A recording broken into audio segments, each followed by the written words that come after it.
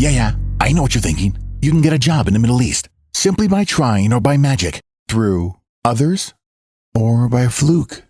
Remember that competition is everywhere. Some here, some there, but bam! Loy Macedo is the best.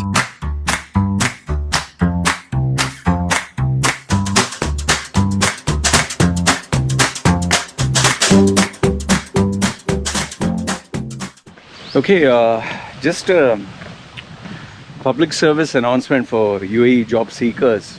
Okay, you know, I'm into the UAE and Middle East job market. Okay, those of you who follow my channel know this. And many people, tend to ask me for free advice.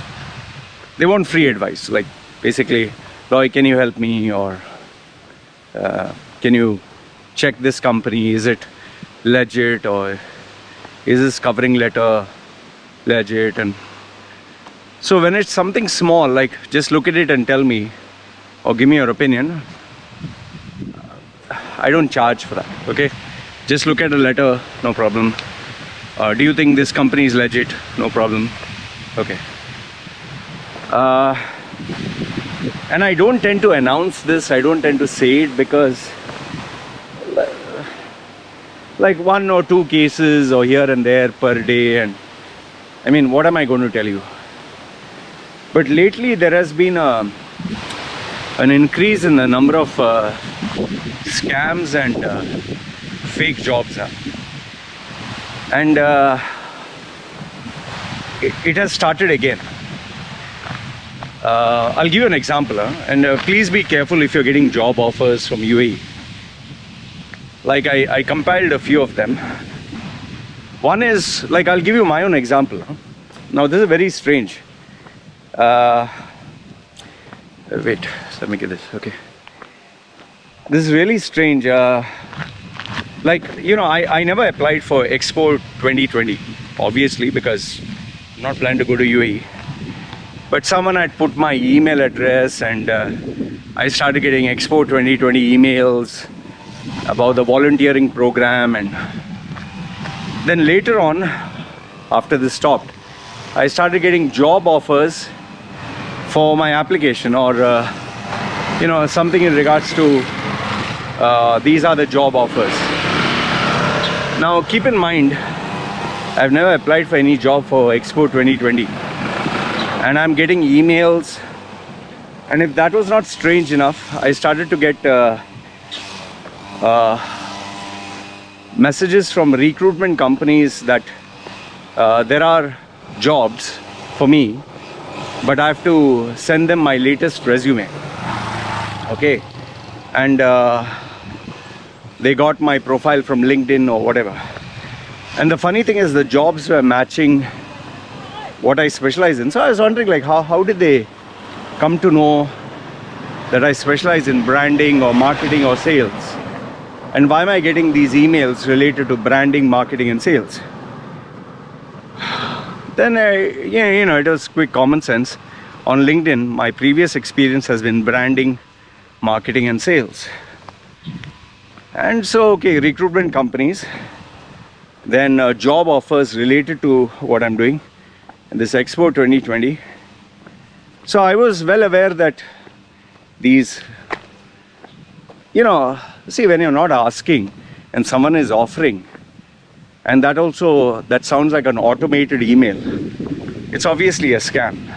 Okay, and I normally check the email address. Okay, who has sent this, from which email address, @what.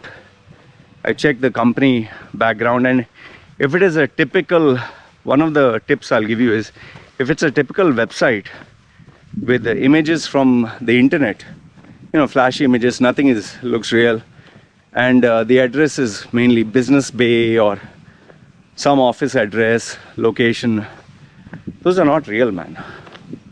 Okay, remember this. If you have not applied to that particular person, it's mostly a fake. Then Now the part where I want to tell you where it's increased, the number of scams, is people who wanted to be my client but then chose not to be my client because they got a job offer. I'll give you two examples which are very fresh. I didn't want to say it at that time because, you know, it was just fresh wounds for these people, and I didn't want them to feel I'm taking a revenge attack on them. One was a lady. This lady approached me for a, you know, resume rebrand and interview coaching and all that. I gave my pricing. Obviously it was expensive, so she bargained, but I could not go below a certain price, even though she said that she didn't have a job for so and so months. Finally she told me, okay, I'm making the payment.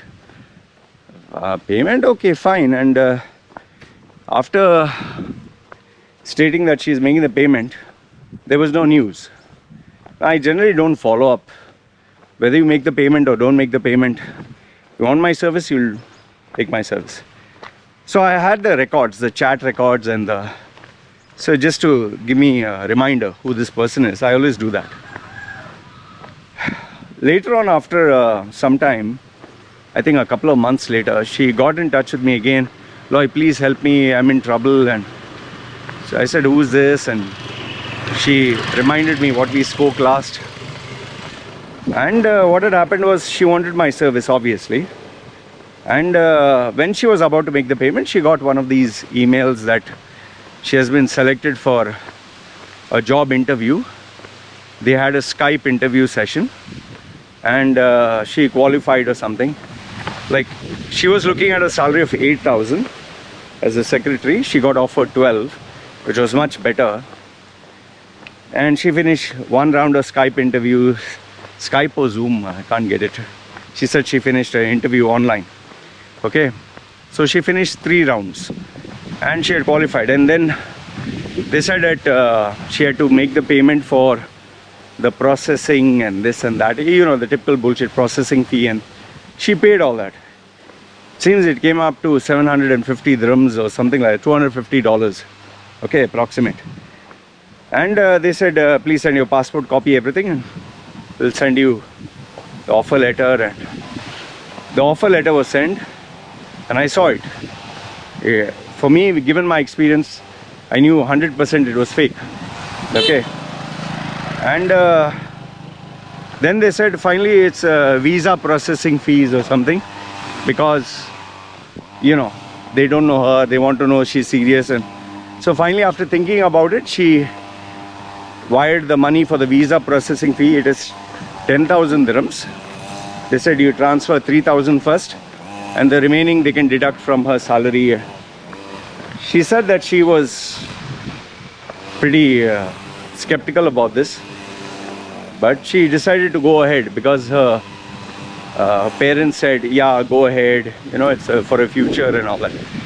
Send the money, and that was the end of it. And now there is no response. And when she tried and no response, now finally she got in touch with me.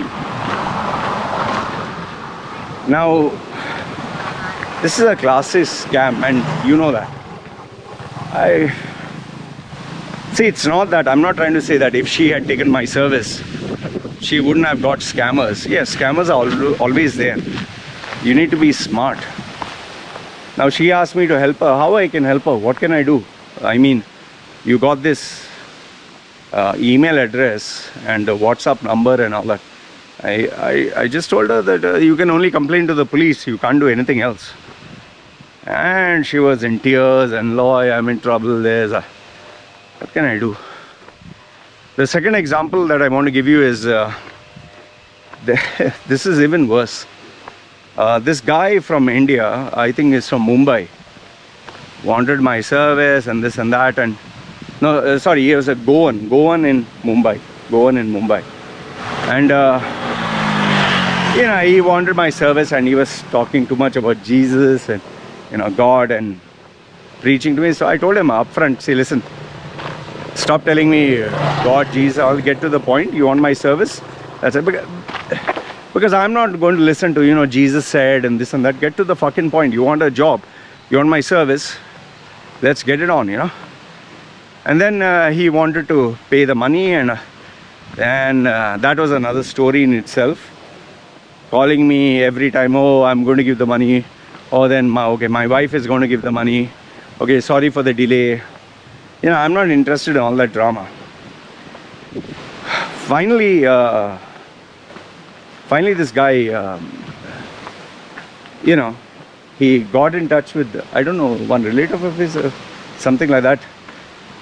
Elderly person, Lloyd, we are trusting you with our money, please. I'm like a parent to this guy, and blah blah blah.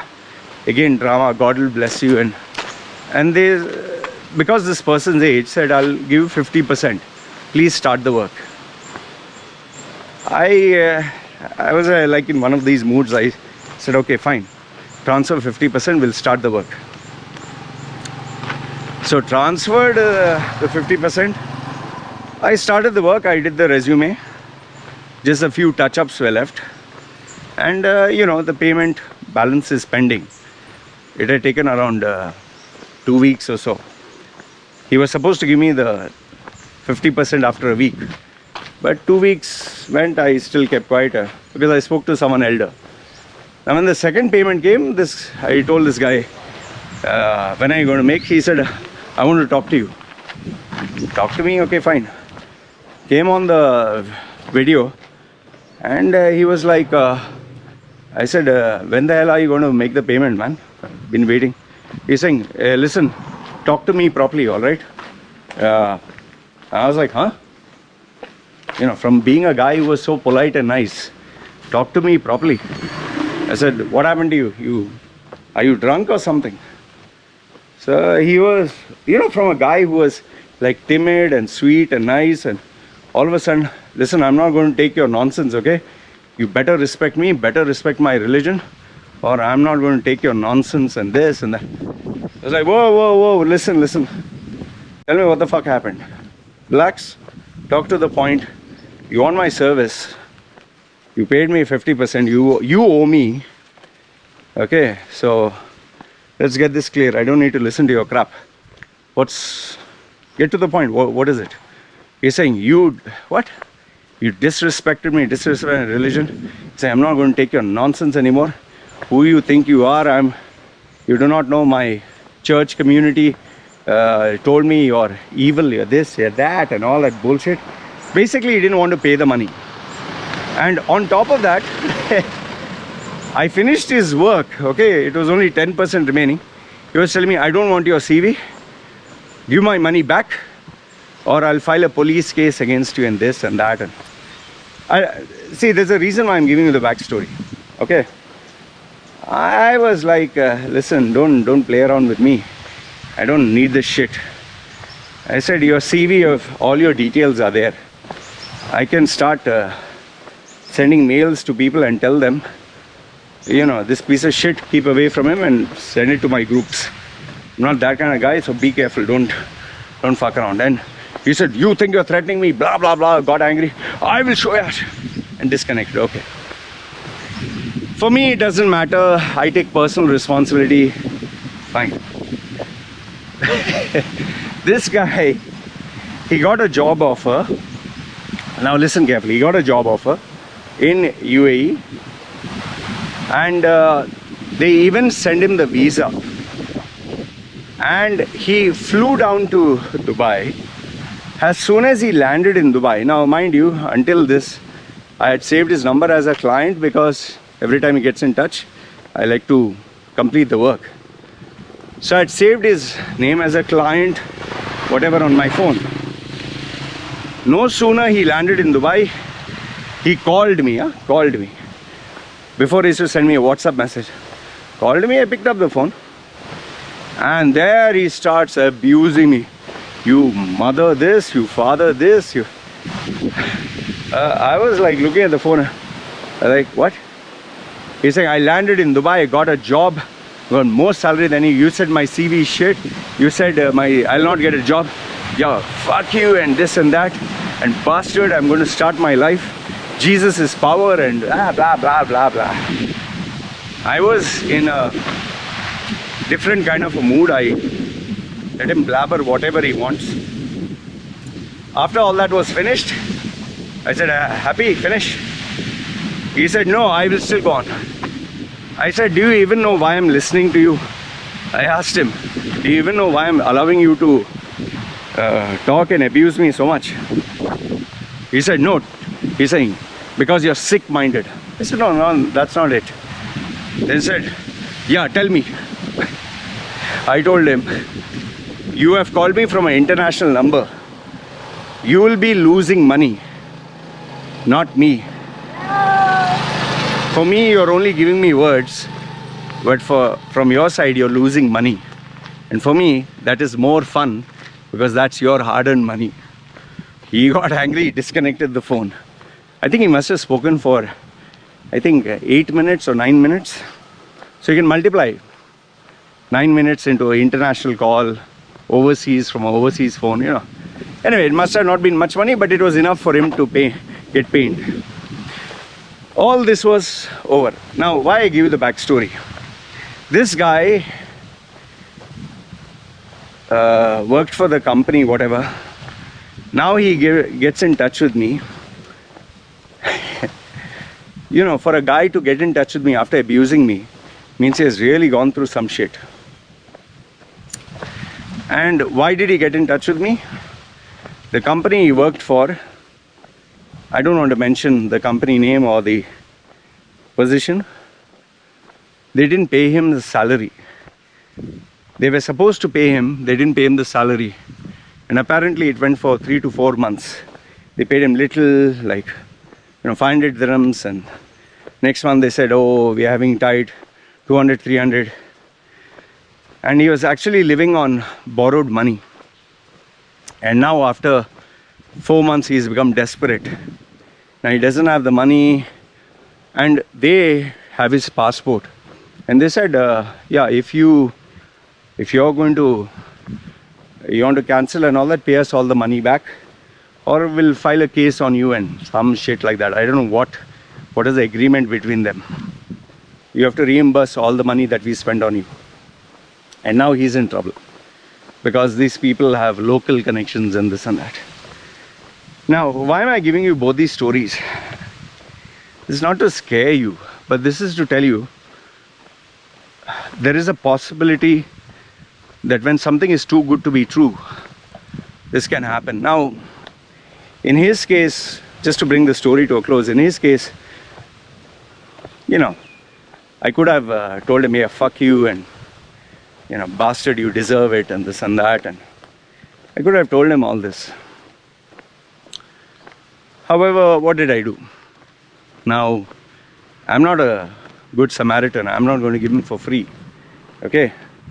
I just told him that I want you to know I'm not angry with you. I just didn't like the way you handled the whole transaction. He said, please, please, please, I'll pay you the remaining money. Just help me. I told him, you can pay me the remaining money for my work. Okay? You can pay me the remaining money. However, I can be a twisted mind and say, yes, pay me the money. After you pay the money, I can tell you fuck off.